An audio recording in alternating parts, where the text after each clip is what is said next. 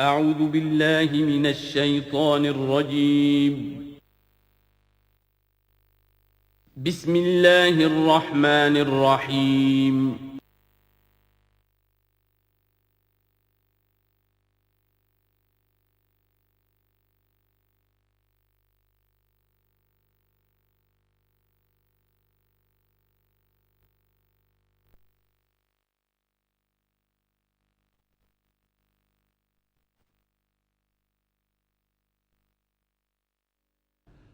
الحمد للہ وکفا والصلاة والسلام علی عباده الذین اصطفیٰ، خصوصاً علی افضلہم وخاتم النبیین محمد الامین وعلی معین. اما بعد فاعوذ باللہ من الشیطان الرجیم. بسم اللہ الرحمن الرحیم. رب اشرح لي صدري ويسر لي امري واحلل عقدة من لساني يفقهوا قولي. اللهم ربنا آنس وحشتنا في قبورنا وارحمنا بالقرآن العظيم. اللهم اجعله لنا إماما ونورا وهدى ورحمة. اللهم ذكرنا منه ما نسينا وعلمنا منه ما جهلنا وارزقنا تلاوته آناء الليل وآناء النهار واجعله لنا حجة يا رب العالمين آمین. کل دو نشستوں میں تعارف قرآن کے ضمن میں جن عنوانات پر گفتگو ہو چکی ہے ان میں سے ایک تشنا رہا قرآن حکیم کی ترتیب اور تقسیم. اس کی تدوین کے بارے میں گفتگو ہماری مکمل ہو چکی تھی کہ قرآن حکیم کی تدوین 3 مراحل میں مکمل ہوئی. اولاً خود حضور صلی اللہ علیہ وسلم نے اللہ تعالیٰ ہی کے حکم سے قرآن مجید کو مرتب کر دیا اور اس مرتب شکل میں امت کو منتقل کیا. ترتیب معین ہو چکی تھی لیکن وہ کتابی شکل میں ما بین الدفترین جمع نہیں ہوا. اس کے بعد دوسرا مرحلہ آیا حضرت ابوبکر صدیق رضی اللہ تعالی عنہ کے عہد خلافت کے دوران، جب بہت سے حفاظ شہید ہو گئے جنگ یمامہ میں تو تشویش پیدا ہوئی کہ قرآن حکیم کو کتابی شکل کے اندر مرتب بھی کر لیا جائے، جمع کر لیا جائے. چنانچہ یہ کام حضرت ابوبکر صدیق کے عہد خلافت میں پورا ہو گیا اور اس کے لیے مصحف کا نام حضرت عبداللہ ابن مسعود کی تجویز پر حضرت ابوبکر صدیق رضی اللہ تعالی عنہ نے طے کیا. لیکن اس کے چونکہ ابھی پڑھنے کے انداز میں لوگوں کو کافی آزادی دی گئی تھی کہ اپنے اپنے لہجے کے مطابق لوگ پڑھ سکتے ہیں، تو اس سے محسوس ہوا کہ اب اس کے لکھنے کے انداز میں بھی فرق آ رہا ہے. تو اس لیے ضرورت محسوس ہوئی کہ اس کا ایک سکرپٹ، ایک رسم الخط جو متفق علیہ ہو، اجماعی ہو، وہ طے کر دیا جائے. چنانچہ یہ تیسرا مرحلہ حضرت عثمان رضی اللہ تعالی عنہ کے عہد خلافت میں طے پایا. اسی لیے اس کو اب مصحف عثمانی کہتے ہیں، اس لیے کہ وہ رسم الخط اب ہمیشہ ہمیش کے لیے طے ہے. اس کے آفیشل نسخے تیار کیے گئے اور بڑے بڑے شہروں میں جو بھی اس وقت اس مسلمان ممالک تھے ایک ایک نسخہ بھیج دیا گیا اور باقی نسخے جو ہیں وہ طرف کر دیے گئے. تو اس طریقے سے گویا کہ ربع صدی کے اندر یہ تینوں مرحلے جو ہیں مکمل ہو گئے ہیں. اور جیسا کہ میں نے عرض کیا، سب تسلیم کرتے ہیں کہ جو قرآن آج ہمارے پاس ہے وہ وہی ہے بعینہ جو محمد الرسول اللہ نے اپنی امت کو دیا تھا. البتہ جہاں تک قرآن کی ترتیب اور تقسیم کا تعلق ہے، بعض باتیں تو میں بیان کر چکا ہوں، ان کا صرف اجمالی اعادہ کروں گا. نمبر 1 یہ کہ قرآن کی جو بیسک یونٹ ہے، بنیادی اکائی، وہ آیت ہے. آیت کو ہم جملہ نہیں کہہ سکتے، آیت کو ورس نہیں کہہ سکتے، مصرع نہیں کہہ سکتے، اس کی اسی اصطلاح کو ہمیں ریٹین کرنا ہوگا. آیتیں چھوٹی بھی ہیں، بڑی بھی ہیں. آیتیں صرف حروف مقطعات پر بھی مشتمل ہیں اور مرکبات ناقصہ پر بھی مشتمل ہیں، پورے جملے کی ایک آیت بھی ہے اور کئی جملوں پر ایک آیت بھی مشتمل ہے۔ یہ تمام امور توقیفی ہیں، یعنی حضور صلی اللہ علیہ وسلم کے بتانے پر موقوف علیہ ہیں۔ ان میں کسی کے اجتہاد کو، کسی منطق، کسی گرامر، کسی نحو، کسی بیان کے کسی اصول کو کوئی دخل نہیں۔ جہاں تک آیتوں کی تعداد کا تعلق ہے وہ مختلف فی ہے، وہ اتفاقی نہیں ہے، اس لیے کہ 6,500 کے لگ بھگ آیات ہیں۔ فرق کیوں ہے؟ ایک بڑا فرق تو اس وجہ سے واقع ہو جاتا ہے کہ تمام سورتوں کے آغاز میں جو آیت بسم اللہ لکھی ہوئی ہے اس کے ضمن میں ایک اختلاف ہے کہ آیا ہر مرتبہ اس آیت کو کاؤنٹ کیا جائے یا نہ کیا جائے۔ صرف ایک سورت ہے سورہ توبہ جس کے شروع میں آیت بسم اللہ نہیں ہے، باقی 113 سورتوں کے آغاز میں بسم اللہ لکھی ہوئی ہے۔ تو بعض حضرات اس کو سمجھتے ہیں کہ یہ کاؤنٹ نہیں کی جائے گی، بلکہ یہ تو در حقیقت صرف سورتوں کے درمیان فصل اور فرق قائم کرنے کے لیے یہ آیت بسم اللہ لکھ دی گئی ہے۔ تو آپ سمجھیے کہ جو اس پہ اختلاف ہوگا تو 113 کی عدد کا فرق تو اسی سے واقع ہو جائے گا۔ بعض اور مقامات پر بھی آیات کی تعداد میں قدر اختلاف ہے وہ روایات ہی کی بنیاد پر، کسی شخص کو خود یہ حق حاصل نہیں ہے کہ وہ اس میں کوئی فرق کر سکے، تبدیلی کر سکے۔ بہرحال 6,500 کے لگ بھگ آیات ہے قرآن حکیم کی۔ آیتیں مل جل کر سورتوں کی شکل میں ہیں، ان کی تعداد متفق علیہ ہے 114۔ سورت سور سے بنا ہے، سور کے معنی فصیل ہے، گویا کہ ہر سورت جو ہے وہ اللہ تعالیٰ کے علم، معرفت، حکمت کا ایک شہر ہے۔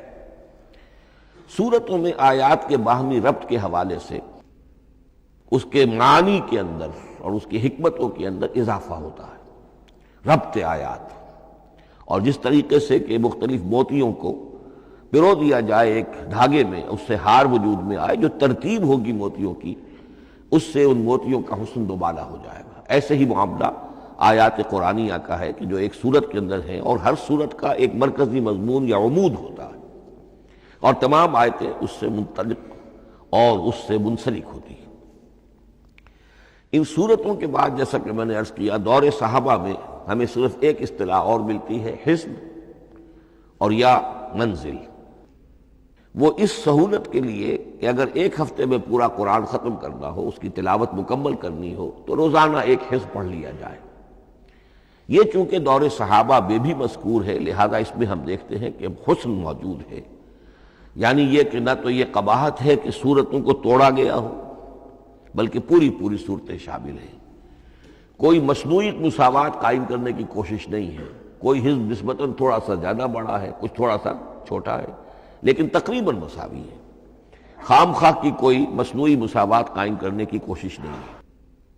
اور اس کے باوجود یہ حسن موجود ہے کہ سورہ فاتحہ کو اگر ہم علیحدہ رکھ دیں کہ وہ پورے قرآن حکیم کے لیے ایک دباچہ اور مقدمہ ہے، تو پہلے حزب یا پہلی منزل میں 3 سورتیں، دوسرے میں 5، تیسرے میں 7، چوتھے میں 9، پانچویں میں 11، چھٹی میں 13، یہ سیڑھی ہے بالکل۔ اور جو آخری حزب مفصل کہلاتا ہے، اس میں چونکہ آخری پارے میں آپ کو معلوم ہے چھوٹی چھوٹی سورتیں ہیں تو تعداد 65 ہے، وہ بھی جو آخری تعداد ہے 13 اس کا ملٹیپل ہے۔ بہرحال یہ حزب یہ بھی دور صحابہ میں اس کا تذکرہ ہمیں ملتا ہے۔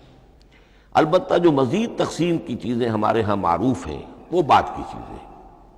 رکوعوں میں طویل صورتوں کو تقسیم کیا گیا تاکہ ایک رکعت میں اگر طویل صورت میں سے کوئی آیات پڑھنی ہے تو اس طرح پڑھی جائیں کہ مضمون ٹوٹے نہ۔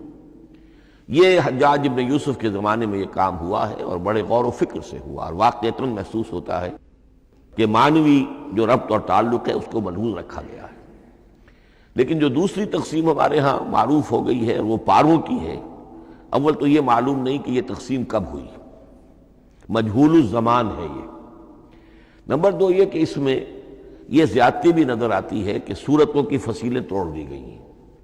گویا کہ ایک مصنوعی مساوات قائم کرنے کے لیے کہ 30 دن میں اگر قرآن مجید ختم کرنا ہو، ہر مہینے میں ایک ختم قرآن کوئی شخص کرنا چاہے تو روزانہ ایک پارہ پڑھ کر، لیکن یہ کہ اس میں وہ حسن موجود نہیں ہے، بلکہ یہ قباحت موجود ہے کہ صورتوں کاٹ دی گئی۔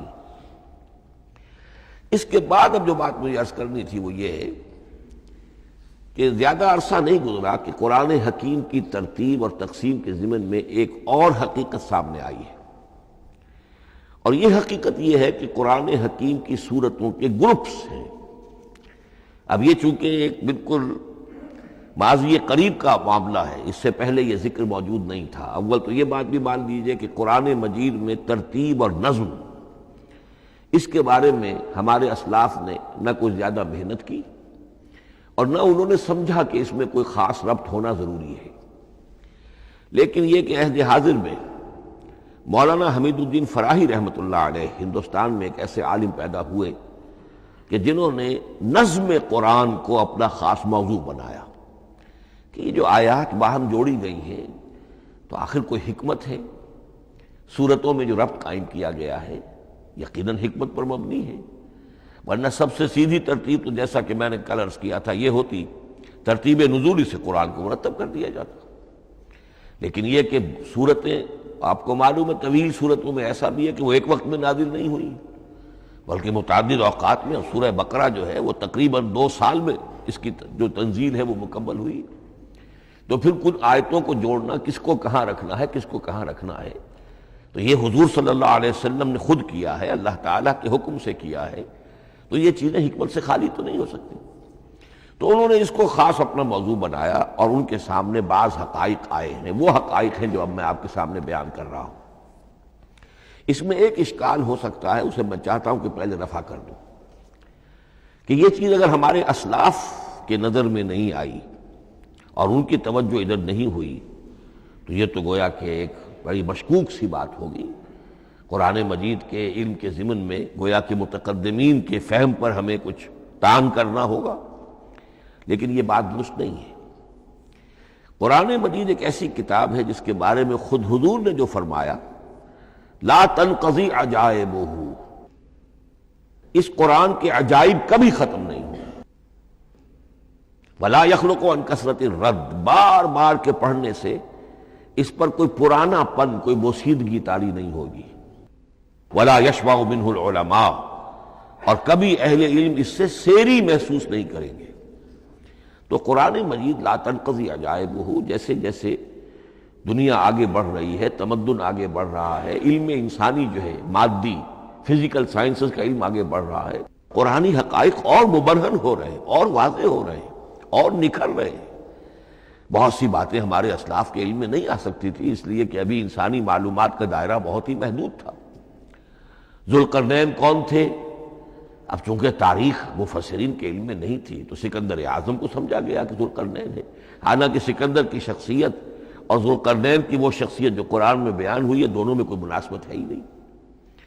اسی طریقے کا معاملہ یہ کہ نظم قرآن کا ایک پہلو کہ جو ابھی پوری طریقے سے آشکارا نہیں ہوا تھا، یہ دور وہ ہے کہ جس میں اللہ کی فضل و کرم سے وہ بات بھی اب کھل کر سامنے آئی ہے، اور اس سے در حقیقت توثیق ہو رہی ہے حضور کے اس فرمان کی کہ لا تنقضی عجائبہ، اس کے عجائب کبھی ختم نہیں ہوں گے۔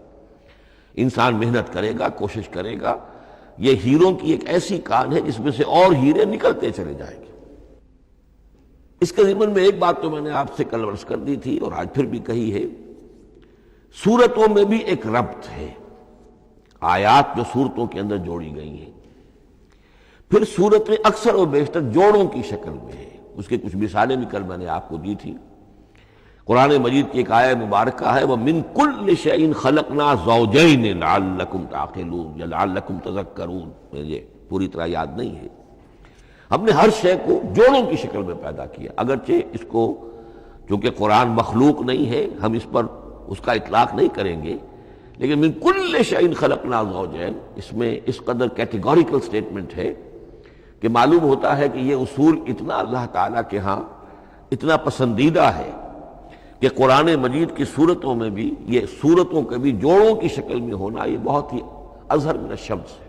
بعض جگہوں پر تو اظہر من الشمس ہے، بعض جگہوں پر ذرا تدبر کر کے بات معلوم ہوتی ہے۔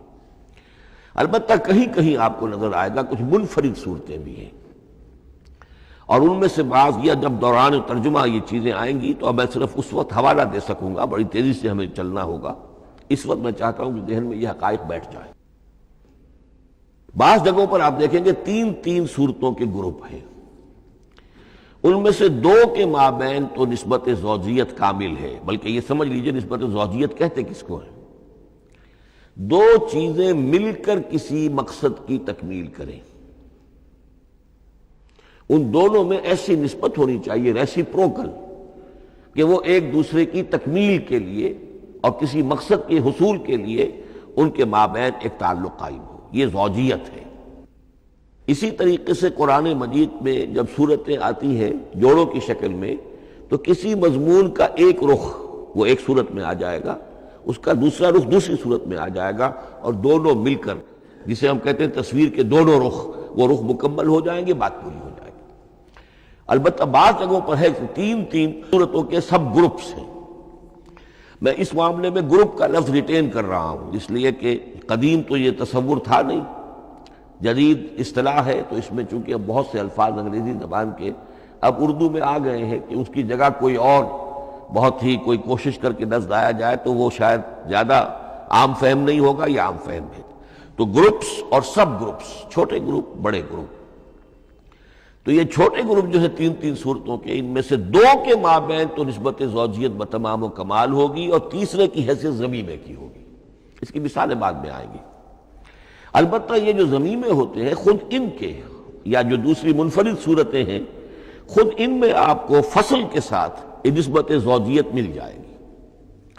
اس سے آگے چلیے، اب اصل ہے وہ شے جس کو میں آج چاہتا ہوں بیان کرنا۔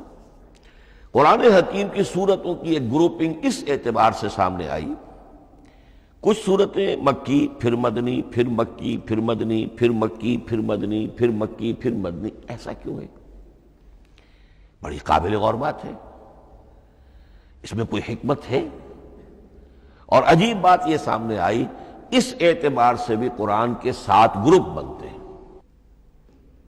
ہر گروپ میں ایک یا ایک سے زائد مکی صورت اور پھر ایک یا ایک سے زائد مدنی صورتیں، ایک گروپ پورا ہو گیا۔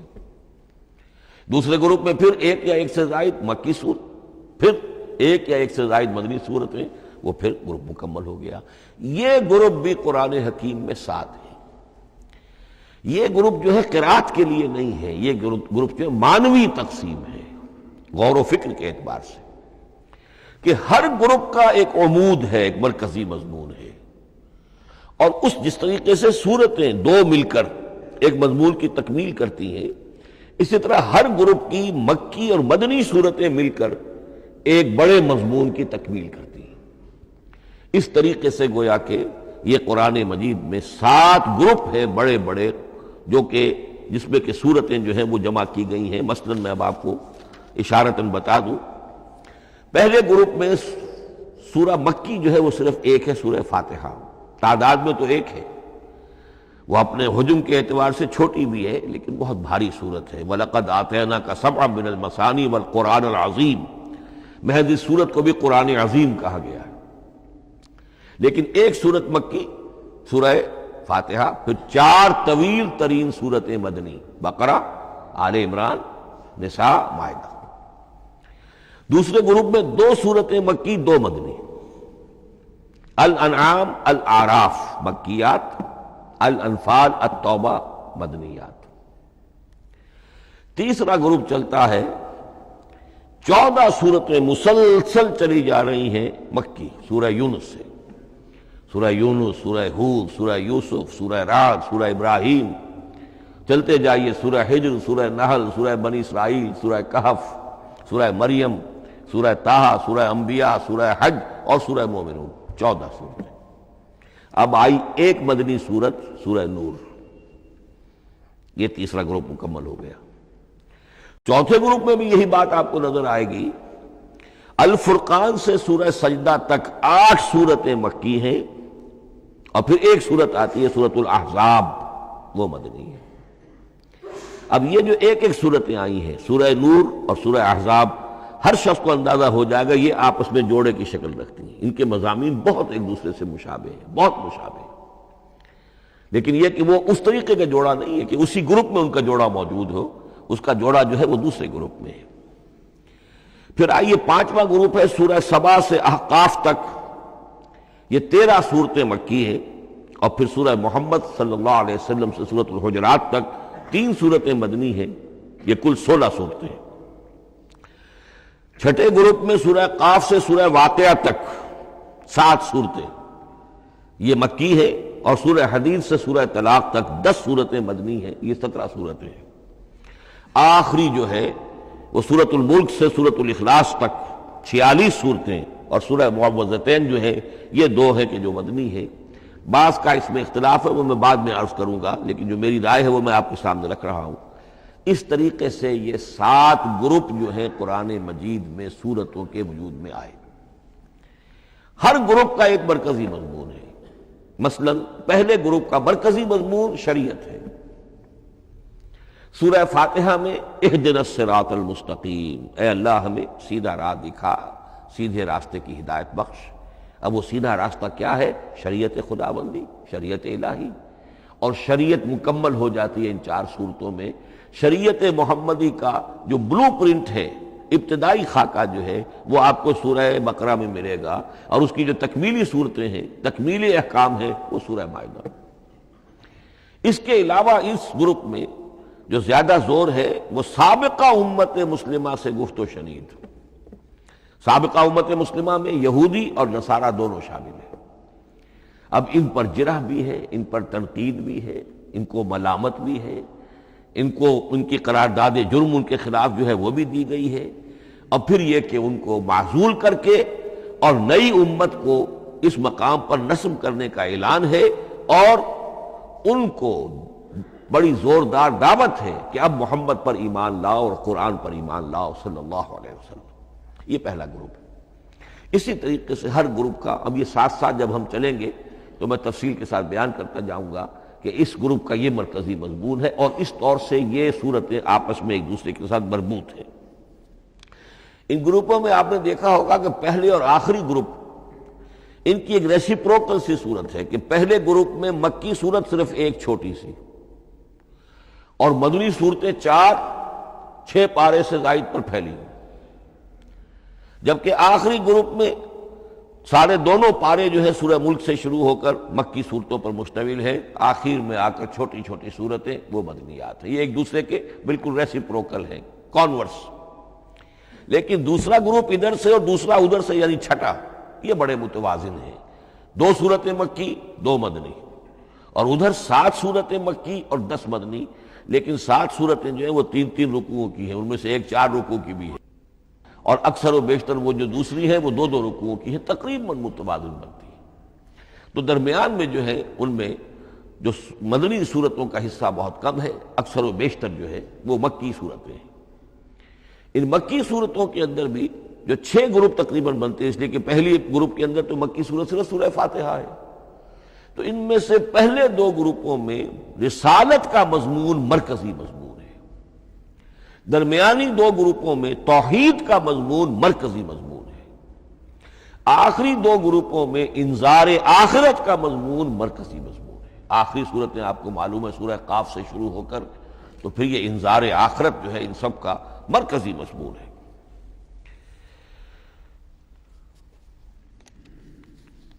مدنی قرآن جو ہے یہ بھی آپ نوٹ کر لیجئے کہ کل قرآن کا 1/3 ہے تقریباً، اور اس 1/3 کا 2/3 پورا کا پورا پہلے گروپ میں آ گیا ہے۔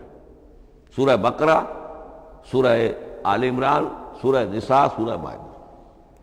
باقی تو پھر جا کے سورہ احزاب، سورہ نساء، پھر 3 چھوٹی صورتیں، پھر آخر میں 2 بہت چھوٹی چھوٹی صورتیں، سورہ انفال اور سورہ توبہ۔ لیکن یہ کہ یہ 2/3 جو ہے مدنی قرآن کا حجم بالکل پہلے ہی اس گروپ کے اندر آ گیا ہے۔ اس کی بھی حکمت ہے، کیوں مدنی صورتوں کو پہلے رکھا گیا؟ میرے علم میں نہیں ہے کہ اس موضوع پر کسی شخص نے گفتگو کی ہو سوائے محمد مارمڈیوک پکتھال کے۔ میرے علم کی حد تک ہو سکتا ہے کہ کسی اور مفسر نے، کسی محقق نے کوئی بات کہی ہو اس سے بھی زیادہ وزنی کہی ہو، لیکن میرے علم کی حد تک مارمڈیوک پکتھال نے اپنے جو ترجمہ کیا ہے انگریزی میں، اس کے دیباچے میں اس موضوع پر گفتگو کی ہے، بہت ہی عمدہ بات کہی ہے۔ انہوں نے کہا کہ جب یہ قرآن نازل ہو رہا تھا تو اصل اہمیت ایمان کی تھی، پہلے لوگ ایمان لائیں اور پھر جو ایمان لائے ان کو پھر احکام دیے گئے کہ یہ کرو اور یہ نہ کرو، یہ حلال ہے، یہ حرام ہے، یہ فرض ہے، وغیرہ وغیرہ۔ لیکن جب ایک امت وجود میں آ گئی، امت کے وجود میں آنے کے بعد اب نسلاً مسلمان پیدا ہو رہے ہیں، ان کے ہاں اب ضرورت پہلے اسلام کی ہے، چاہے بچہ چھوٹا ہی ہے پہلے اسے احکام سکھائے جائیں گے، بچہ چھوٹا ہی ہے نماز پڑھنی سکھائی جائے گی، بچہ چھوٹا ہی ہے روزہ رکھنا سکھایا جائے گا۔ تو امت کے اس طرح تشکیل پا جانے کے بعد اب اصل اہمیت جو ہے وہ احکام کی ہو گئی ہے، احکام اب مقدم ہے، اور ایمان کا معاملہ جو ہے وہ اس کے بعد مؤخر ہے۔ کوئی شخص بالغ ہوگا، ذہین ہوگا، فطین ہوگا، غور و فکر کی صلاحیت سے اگر اللہ تعالیٰ نے اسے بہرور کیا ہوگا پھر وہ حقیقت ایمان تک رسائی حاصل کرے گا، ورنہ یہ ہے کہ عام ایک مسلمان جو ہے اسے جہاں تک احکام کا تعلق ہے ان پر تو عمل کرنا ہی ہے۔ تو یہ بڑی میں سمجھتا ہوں کہ ذہانت پر مبنی بات ہے کہ جو محمد مارمیڈیوک پکتھال نے کہی ہے، اور مجھے اس سے اتفاق ہے۔ اب آئیے اگلا معاملہ، اگلی بحث، اگلا موضوع، قرآن کا موضوع کیا ہے؟ کیا قرآن فلسفے کی کتاب ہے، سائنس کی کتاب ہے؟ کیا یہ جیولوجی کی کتاب ہے، فزکس کی کتاب ہے، کس چیز کی کتاب ہے؟ تو پہلی بات یہ سمجھیے، قرآن کا موضوع ہے انسان،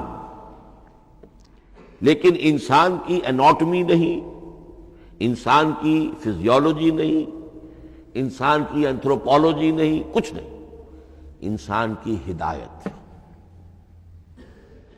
یہ ہدایت کا لفظ بنیادی ہے قرآن مجید کے لیے۔ چنانچہ دیکھیے ذرا نوٹ کر دیجئے، سورہ بقرہ کے شروع ہی میں ھدی للمتقین، پھر اس کے وسط میں ھدی للناس، سورہ یونس میں فرمایا ھدی ورحمۃ للمؤمنین، سورہ لقمان میں فرمایا ھدی ورحمۃ للمحسنین، سورۃ البقرہ اور النحل میں فرمایا، نمل میں ھدی وبشریٰ للمؤمنین، آل عمران میں وموعظۃ للمتقین، ھدی وموعظۃ للمتقین، پھر 3 مرتبہ الہدی هو الذی ارسل رسولہ بالہدی ودین الحق لیظہرہ علی الدین کلہ۔ الہدی، ہدن نکرہ ہے، الہدی معرفہ ہو گیا، یعنی ہدایت کاملہ، ہدایت تامہ، ہدایت ابدی۔ اسی طرح سورۃ النجم میں فرمایا وَلَقَدْ جَاءَهُم مِّن رَّبِّهِمُ الْهُدَىٰ، سورۃ الجن میں وَإِنَّا لَمَّا سَمِعْنَا الْهُدَىٰ آمَنَّا بِهِ، سورہ بنی اسرائیل میں وَمَا مَنَعَ النَّاسَ أَن يُؤْمِنُوا إِذْ جَاءَهُمُ الْهُدَىٰ، سورہ بنی اسرائیل میں بھی یہ الفاظ آئے، سورہ کہف میں بھی آئے۔ تو قرآن کا موضوع ہے ہدایت، اور اس کو اب ذہن میں رکھیے کہ انسان کے علم کے 2 گوشے ہیں۔ علم انسانی 2 حصوں میں منقسم ہے۔ ایک حصہ ہے فزیکل ورلڈ کا علم، جو حواس کے ذریعے سے حاصل ہوتا ہے، مادی حقائق ان کا علم۔ حواس 5 ہمارا دیکھنا، سننا، سونگھنا، چکھنا، چھونا، یہ تمام صلاحیتیں ہیں، ان سے کچھ معلومات حاصل ہوتی ہیں، اور عقل کا یہ کمپیوٹر ان کو پروسیس کرتا ہے، اس سے نتائج نکالتا ہے، نتائج نکال کے سٹور کر لیتا ہے۔ پھر مزید کوئی معلومات حواس کے ذریعے سے حاصل ہوتی ہیں، اب ان کو وہ پھر پروسیس کر کے جو سابق میموری سٹورڈ ہے اس کے ساتھ ریکنسائل کر کے کوئی اور نتیجہ اخذ کرتا ہے۔ اس طرح رفتہ رفتہ رفتہ رفتہ انسان کا یہ علم بڑھتا چلا جا رہا، اور ہم نہیں کہہ سکتے کہ ابھی اور کہاں تک جائے گا۔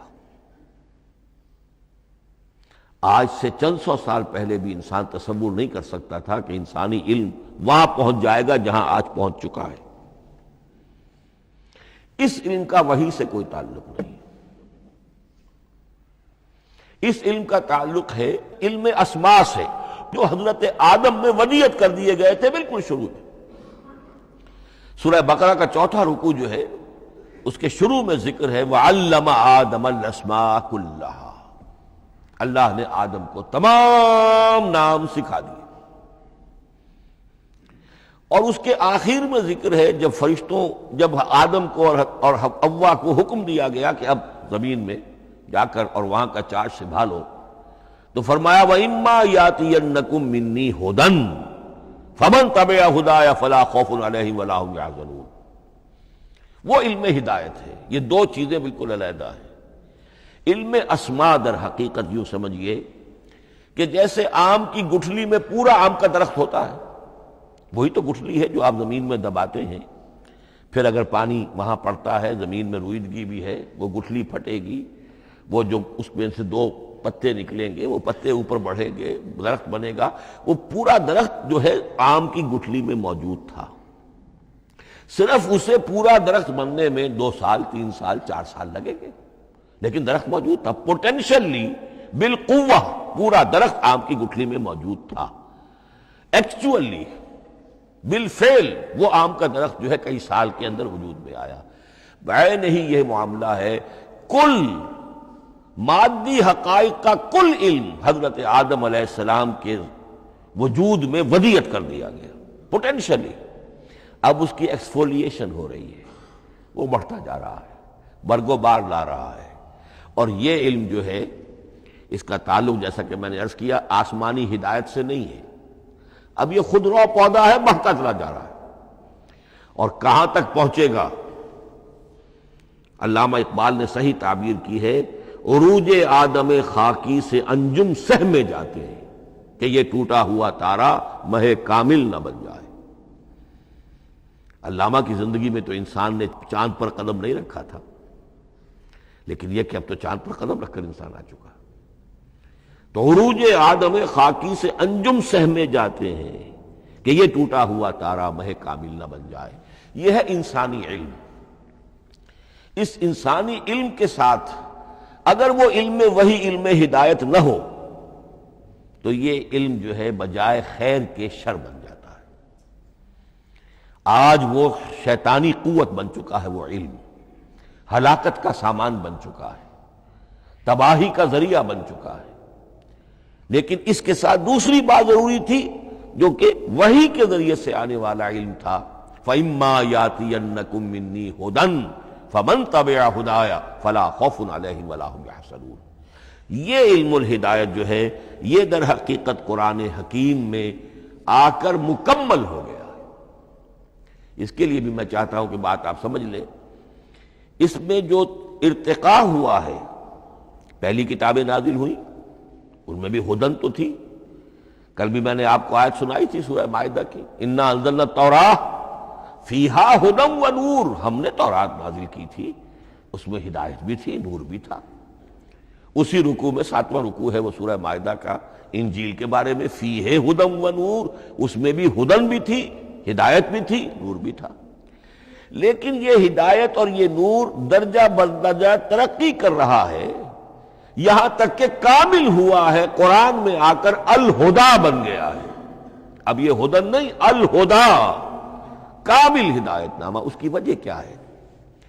دیکھیے، ایک بچے کو اگر آپ تعلیم دینا چاہتے ہیں تو اس کی ذہنی سطح کو ملحوظ رکھے بغیر تو نہیں دے سکتے۔ آپ چاہے پی ایچ ڈی استاد رکھ دیں کسی بچے کے لیے، بچہ بھی پرائمری کی تعلیم پا رہا ہے، وہ پی ایچ ڈی کا استاد کیا کچھ پلا دے گا اس کو، کیا پڑھا دے گا اس کو؟ اس کی اپنی استعداد جو ہے ابھی اتنی کم ہے کہ اسی کی مناسبت سے اسے تعلیم دی جائے گی، رفتہ رفتہ وہ آگے بڑھے گا، یہاں تک کہ وہ اپنے پوری عقل کے اور شعور کی پوری شدت اور قوت کو پہنچ جائے گا، بلوغت کو پہنچ جائے گا۔ اب اسے آخری علم پڑھایا جائے گا، اب اسے فلسفہ پڑھایا جائے گا، پہلے وہ ہسٹری پڑھ رہا تھا، اب فلسفی آف ہسٹری پڑھے گا۔ اس حوالے سے تدریجاً اللہ تعالیٰ نے تورات میں صرف احکام ہے، حکمت ہے ہی نہیں، انجیل میں حکمت ہے، احکام ہے ہی نہیں، دونوں مل کر ایک بات کو مکمل کرتی ہیں۔ تورات میں صرف احکام ہے، حکمت ہے ہی نہیں۔ جیسے کہ میں نے عرض کیا تھا، بچے کو آپ بتا دیتے ہیں بھئی روزہ ٹوٹ جاتا ہے اس طریقے سے، روزے کا مطلب یہ ہے اب دن بھر کھانا کچھ نہیں ہے، چاہے بچہ ابھی 6 سال کا ہے، 7 سال کا ہے، 8 سال کا ہے، آپ بتا رہے ہیں، احکام تو دے دیے جائیں، یہ کرو یہ نہ کرو، یہ ڈوز ہیں یہ ڈونٹس ہیں۔ تو احکام عشرہ، دی 10 commandments، احکام دیے گئے، حکمت نہیں۔ ابھی حکمت کا تحمل ان کے لیے ممکن نہیں تھا، ابھی وہ عہد طفولیت ہے نوع انسانی کا۔ یوں سمجھیے کہ آج سے 3500 سال قبل کا انسان، 1400 قبل مسیح میں تورات دی گئی ہے حضرت موسیٰ علیہ السلام کو۔ اب یہ 2000 مسیح آنے والا ہے تو 3400 سال پہلے کی بات ہے، تو انسانی ذہن ابھی جس سطح پر تھا، یہاں تک کہ 2000 سال پہلے حضرت مسیح علیہ السلام کے بھی الفاظ انجیل میں موجود ہیں، اب بھی موجود ہیں۔ اپنے حوارین سے آپ نے فرمایا تھا ابھی مجھے تم سے اور بھی بہت سی باتیں کہنی تھیں، مگر ابھی تم ان کا تحمل نہیں کر سکو گے، جب وہ فارقلیت آئے گا تو تمہیں سب کچھ بتائے گا۔ یہ پیشن گوئی تھی محمد الرسول اللہ صلی اللہ علیہ وسلم۔ ابھی تم تحمل نہیں کر سکتے، ابھی 600 برس اور چاہیے تمہاری ذہنی بلوغت کے لیے۔ تو الہدا مکمل ہوا ہے قرآن حکیم میں آ کر۔ البتہ ایک نقطہ اس میں نوٹ کیجئے، قرآن مجید اگرچہ کتاب ہدایت ہے، سائنس کی کتاب نہیں ہے، لیکن اس میں سائنٹیفک فینومینا کی طرف اشارے موجود ہیں۔ چونکہ قرآن مجید ان تمام جو بھی یہ کائناتی حقائق ہیں، ان سب کو آیات الہیہ قرار دیتا ہے۔ ان فی خلق السماوات والارض واختلاف اللیل والنہار والفلک التی تجری فی البحر بما ينفع الناس وما انزل اللہ من السماء من ماء فاحیا به الارض بعد موتها وبث فیها من کل دابۃ وتصریف الرياح والسحاب المسخر بین السماء والارض لآیات لقوم یعقلون۔ یہ سب نشانیاں ہیں اللہ کی، اللہ کی قدرت، اللہ کی عظمت، اللہ کے علم کامل، اللہ کی حکمت بالغہ، سب نشانیاں۔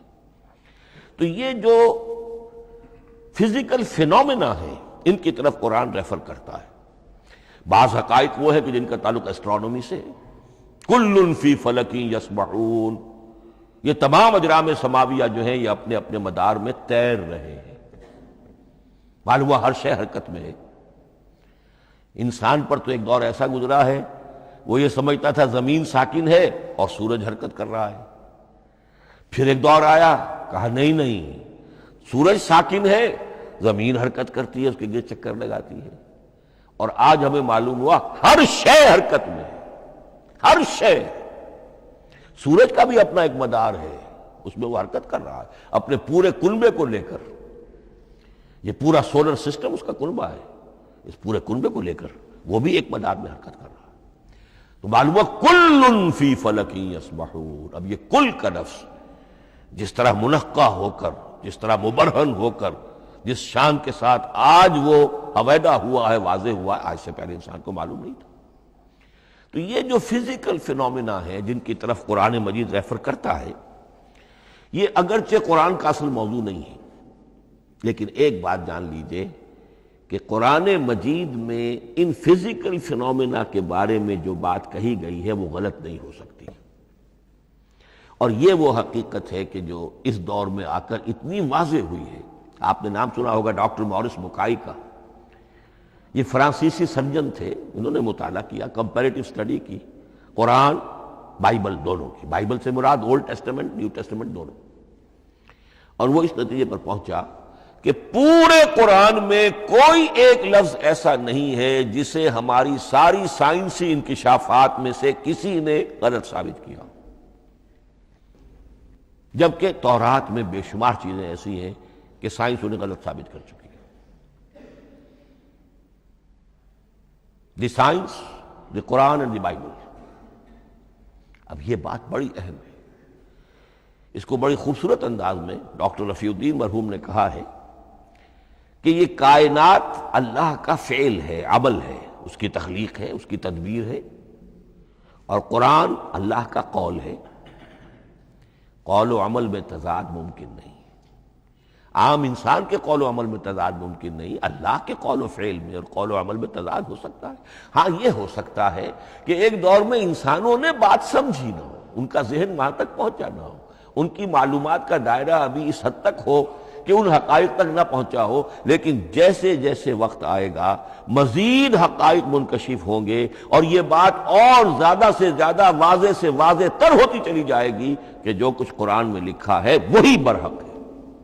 ہاں، آج سے پہلے انسانی ذہن اس حد تک رسائی حاصل کرنے کا اہل نہیں تھا، اور یہ ہے در حقیقت آیت قرآن حکیم کی۔ یہ سورہ حامیم السجدہ کی لاسٹ بٹ ون آیت ہے، سَنُرِيهِمْ آیاتنا فی الآفاق وفی انفسہم حتی یتبین لہم انہ الحق۔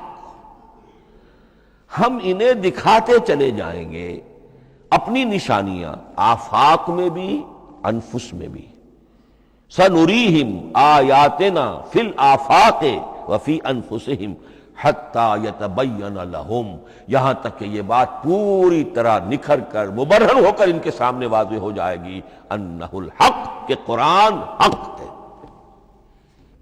اور اسی کی حقیقت جو ہے، جیسا کہ میں نے عرض کیا، ایک تو مورس بکائی کو ذہن میں رکھیے، اور ایک اور شخص کینیڈا میں ایک بہت بڑا ڈاکٹر ہے کہ جو امبریولوجسٹ ہے، اور اس کی جو ٹیکسٹ بکس ہے جو امبریولوجی پر، علم جنین، یعنی رحم مادر میں جو بچے کی پرورش ہوتی ہے کیسی ہوتی ہے، کن کن سٹیجز سے گزر کر ہوتی ہے، یہ علم جنین یا امبریولوجی، تو سٹینڈرڈ ٹیکسٹ بک ہے دنیا میں اس کی، ڈاکٹر کیتھل مور کی۔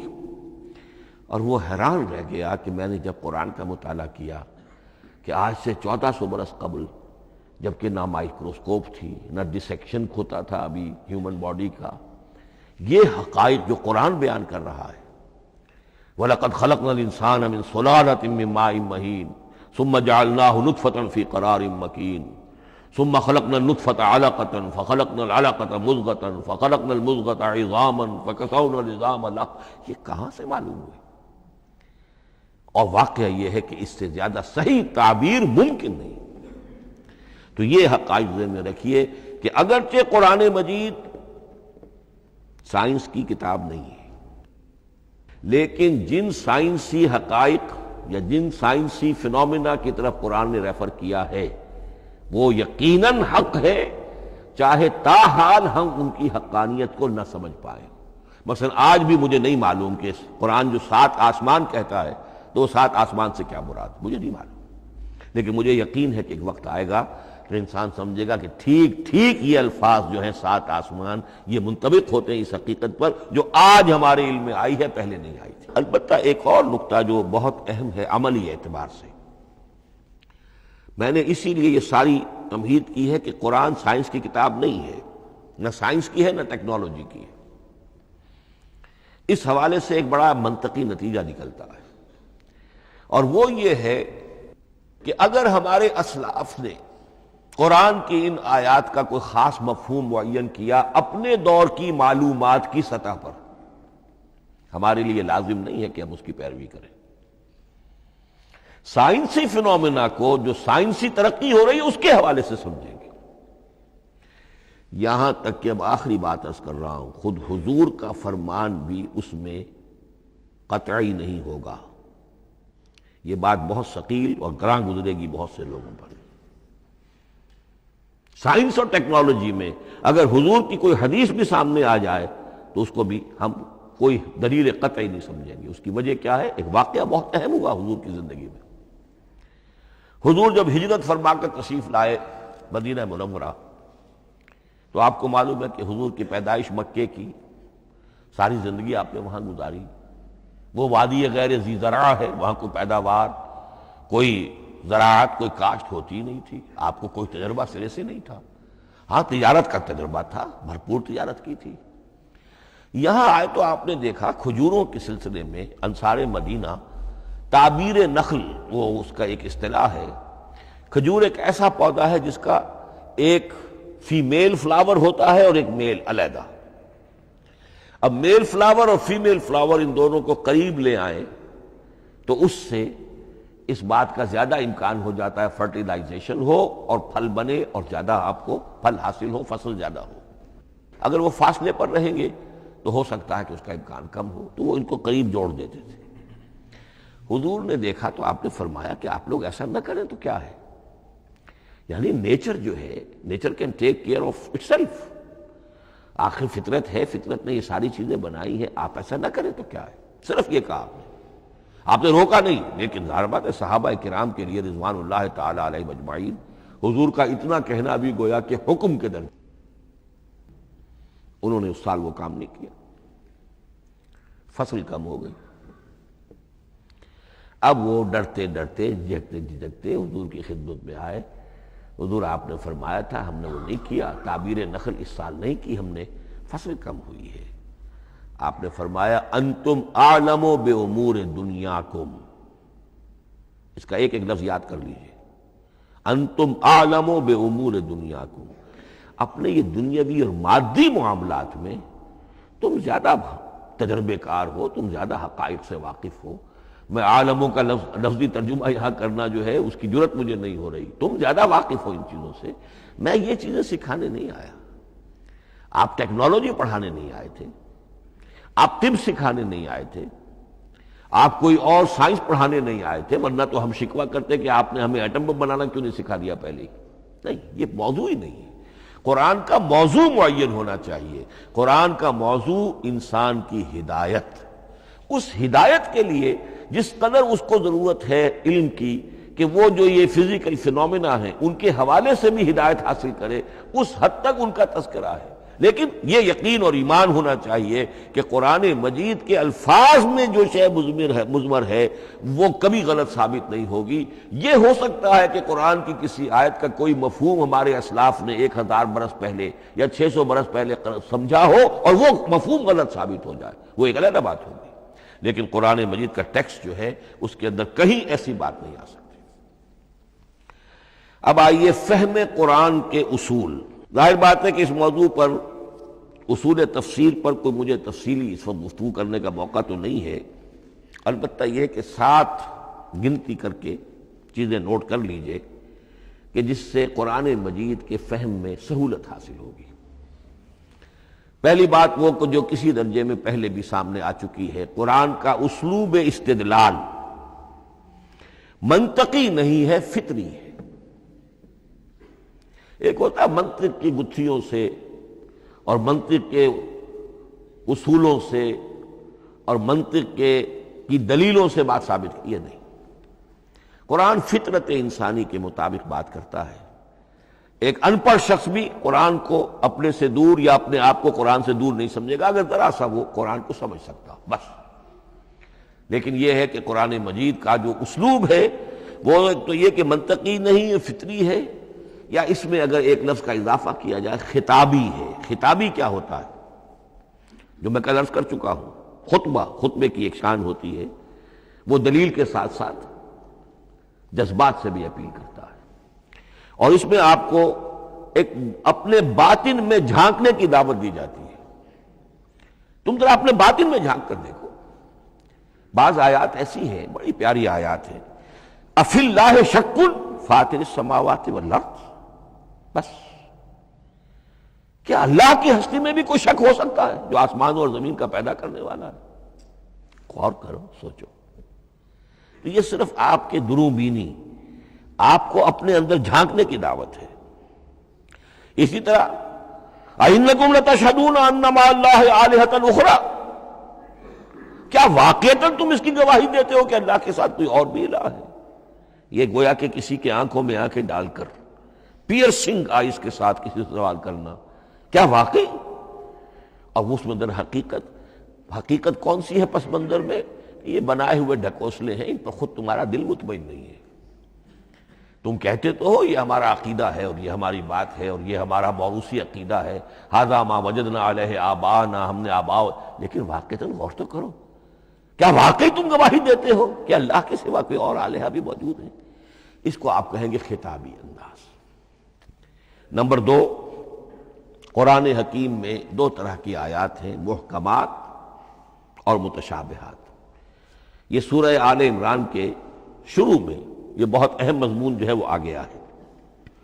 هو الذی انزل علیک الکتاب منہ آیات محکمات ہن ام الکتاب واخر متشابہات، آل عمران آیت نمبر 7۔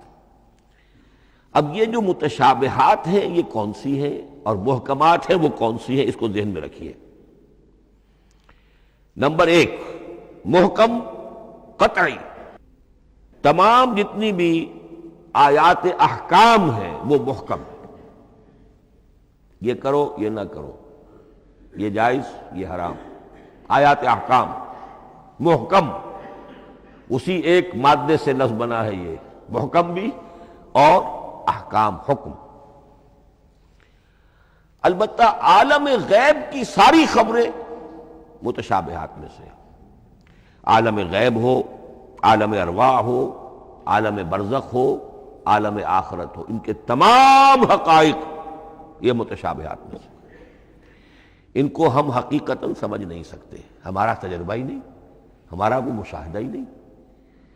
جیسا کہ ایک حدیث میں آیا ہے، جنت کی جو بھی نعمتیں ہیں، ایک تو وہ نعمتیں جن کا ذکر قرآن میں ہے اور ان الفاظ میں ہے جن سے ہم واقف ہیں، اب ان میں تو یہ ہے کہ حور و قصور اور پھل اور یہ اور دودھ اور شہد اور وغیرہ وغیرہ وغیرہ، وہ چیزیں ہم جانتے ہیں، تو وہ بھی حق ہیں، ایسے ہی ہوں گی، اتوب ہی متشابہہ، لیکن یہ صرف نزل ہے، یہ تو ابتدائی مہمان نوازی ہے، نزل من غفور الرحیم۔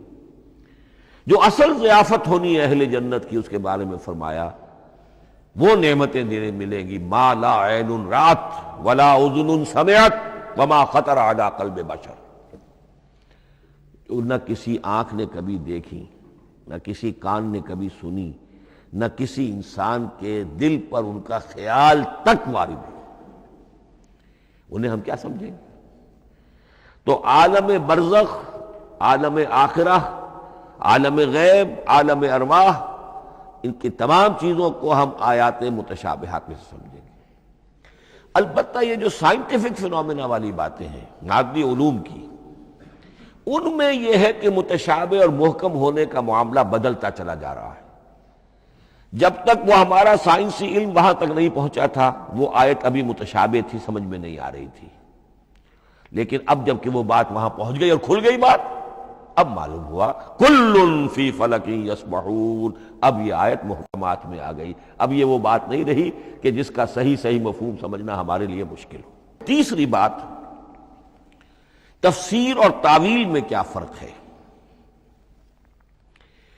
تفسیر کا عام طور پر لفظ استعمال ہوتا ہے لفظی طور پر، الفاظ کی بحث، نحوی بحث، قواعد گرامر جو ہے ان کے حوالے سے جو بحث کی جائے گی وہ تفسیر ہے، اور اس کی اصل حقیقت اور مدلول کو سمجھنے کی جو کوشش کی جائے گی وہ تعویل ہے۔ تو یہ دو الفاظ جو ہیں یہ مختلف ہوں گے، تفسیر اور تعویل۔ نمبر 4، تعویل عام اور تعویل خاص، یہ بہت اہم موضوع ہے۔ دیکھیے قرآن مجید نازل ہوا ایک خاص ٹائم اینڈ سپیس پس منظر میں، آج سے 1400 برس قبل 610 عیسوی سے لے کر 632 عیسوی تک نازل ہوا، حجاز میں نازل ہوا۔ اس کی ایک اولین مخاطب قوم تھی، وہ ان پڑھ قوم تھی، پڑھے لکھے شاذ الشاذ کالمعدوم کے درجے میں تھے، وہاں فلسفے کا سوال نہیں، کوئی منطق کی بات نہیں، کچھ بھی نہیں، اور اولین مخاطب وہی ہیں، اور جو بھی حالات ہیں اس وقت کے ان کے حوالے سے بات کی جا رہی ہے۔ اب قرآن مجید کی ہر آیت پر اولاً غور ہوگا اس اعتبار سے، جب یہ نازل ہوئی ہے تو اس کا اس وقت کیا مفہوم سمجھا گیا، اس خاص کانٹیکسٹ میں، ٹائم اینڈ سپیس کانٹیکسٹ میں کیا مفہوم سمجھا گیا، یہ ہے تعویل خاص۔ لیکن اب دوسری طرف دیکھیے، یہی کتاب ہدایت ہے ابد الآباد تک کے لیے، اسی کتاب کو 20ویں صدی عیسوی کے انسان کے لیے بھی ہدایت نامہ بننا ہے۔ اگر دنیا طویل ہے اور 500 برس تک ہے تو 25ویں صدی عیسوی کے انسان کے لیے بھی ہدایت نامہ یہی کتاب بننی ہے۔ یہ عرب کے امیین کے لیے ہدایت نامہ تھی تو ایران کے فلسفیوں کے لیے بھی تو ہدایت نامہ تھی۔ لہذا ان الفاظ کے اندر یہ قرآن کے اعجاز کا وہ پہلو ہے جو بہت نمایاں ہے، کہ ان الفاظ کے اندر کہ جو ایک خاص کانٹیکسٹ میں نازل ہوئے اور اس وقت ان کا ایک معین مفہوم سمجھا گیا، انہی میں وہ عموم بھی موجود ہے کہ اسی سے ہمیشہ ہمیشہ کے لیے ہدایت اخذ کی جا سکتی ہے۔ اس کو ہم کہیں گے تعویل عام، اس کانٹیکس سے ذرا نکال کر اب اس آیت کے الفاظ، اس کا در و بست، اس کا ما سبق، اس کے بعد ما بعد، سیاق و سباق، اس کے حوالے سے بیٹھ کر بات کی جائے۔ تعویل خاص میں شان نزول پیش نظر رہے گا، تعویل عام میں اس آیت کے الفاظ، ان کا در و بست اور آیت کا سیاق و سباق، یہ زیادہ زیر بحث رہے گا۔ تو معلوم ہوا کہ یہ دونوں چیزیں اپنی اپنی جگہ اہم ہیں۔ نہ تو انسان صرف تعویل خاص تک اپنے آپ کو محدود کر لے، اگر وہ کرے گا تو گویا کہ وہ صرف اس دور کا قرآن پڑھ رہا ہے، آج کا قرآن وہ نہیں پڑھ رہا۔ قرآن کے اندر تو واقعتاً یہ شان ہے کہ میں جس کے لیے الفاظ یہ استعمال کیا کرتا ہوں کہ ہر دور کے افق پر ایک خورشید تازہ کے مانند طلوع ہوگی یہ کتاب۔ معلوم ہوگا آج کا قرآن ہے، یہ ہمیں آج ملا ہے قرآن، اور گویا کہ آج جو ہمیں مسائل درپیش ہے ان کا حل ہے جو یہ قرآن پیش کر رہا ہے۔ یہ اس کا اعجاز ہے، یہ اس کا کمال ہے۔ اس اعتبار سے نوٹ کیجئے تعویل خاص اور تعویل عام، یہ الفاظ چونکہ بار بار دورہ ترجمہ آئیں گے تو اس لیے میں نے ان اصطلاحات سے چاہا کہ آپ واقف ہو جائیں۔ ایک اور اس میں بات سمجھنے کی ہے تذکر اور تدبر۔ قرآن سے بنیادی ہدایت حاصل کر لینا، اس کے لیے قرآن انتہائی آسان ہے۔ وَلَقَدْ يَسَّرْنَا الْقُرْآنَ لِلذِّكْرِ فَهَلْ مِن مُدَّكِرٍ۔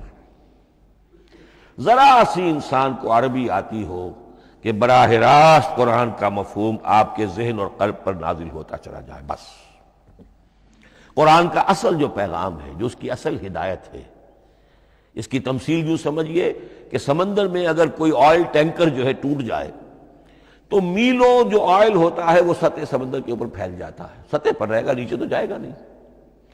تو یوں سمجھیے کہ قرآن مجید کا جو لب لباب ہے، لب لباب، وہ اس کی سطح پر موجود ہے، لیکن اس کے یہ مطلب نہیں ہے کہ صرف سطح ہی سطح ہے، اس کی گہرائی فیتم لس، اس کی گہرائی وہ ہے کہ جس کی کوئی حد نہیں۔ اب اس کے لیے تعمق، گہرائی میں غوطہ زنی کرنا، قرآن میں ہو غوطہ زن اے مرد مسلمان، اس کے اعتبار سے یہ دنیا کی مشکل ترین کتاب، اچھی طرح سمجھ لیجیے، اس کی تہ تک پہنچنا ممکن ہی نہیں۔ غلطی سے ہم کبھی کبھی کسی شخص کی مدح کرتے ہوئے کہہ دیتے ہیں فلاں شخص کو قرآن پر بڑا عبور حاصل ہے۔ ایک عالم دین نے یہ الفاظ میرے بارے میں کہہ دیے تھے، میں نے فوراً ٹوک دیا، میں نے کہا آپ کیا، یہ قرآن کی آپ نے گویا کہ قرآن مجید کی شان میں گستاخی کی ہے، قرآن کی توہین کی ہے۔ عبور کہتے ہیں ایک کنارے سے دوسرے کنارے کو چلے جانا، دریا عبور کر لیا، قرآن کے کنارے ہے ہی نہیں، یہ ناپیدا کنار سمندر ہے، اس سمندر کا کوئی کنارہ نہیں، نہ اس کی گہرائی اور نہ اس کے کنارے۔ لہذا پوری زندگی کوئی امام راضی ہو، کوئی زمخشری ہو، کوئی ہو، پوری زندگی کھپا کر بھی وہ یہ نہیں کہہ سکے گا کہ میں نے قرآن مجید کو بتمام و کمال سمجھ لیا ہے۔ معاذ اللہ، معاذ اللہ، معاذ اللہ، ناممکن۔ وراء الورا ثم وراء الورا، یہ ہے تذکر اور تدبر۔ اس کے لیے تو پوری زندگی انسان کھپائے، پورا وقت اس کے لیے لگائے، پوری صلاحیت کھپا دے، تب بھی وہ بہت سی جگہوں پر پھر بھی کہے گا واللہ عالم۔ امام رازی کو بھی نہ معلوم کتنے مقامات پر جا کر یہ کہنا پڑا ہے کہ اللہ بہتر جانتا ہے۔ اعلم ان ھذا المقام مقام غامض عمیق مہیب، یہ مقام تو بہت مہیب ہے، پرہیبت ہے، بہت گہرا ہے، بہت غامض ہے۔ امام رازی کہہ رہے ہیں، 30 جلدوں میں تفسیر لکھنے والا شخص۔ اقول قولی ھذا واستغفر اللہ لی ولکم ولسائر المسلمین والمسلمات۔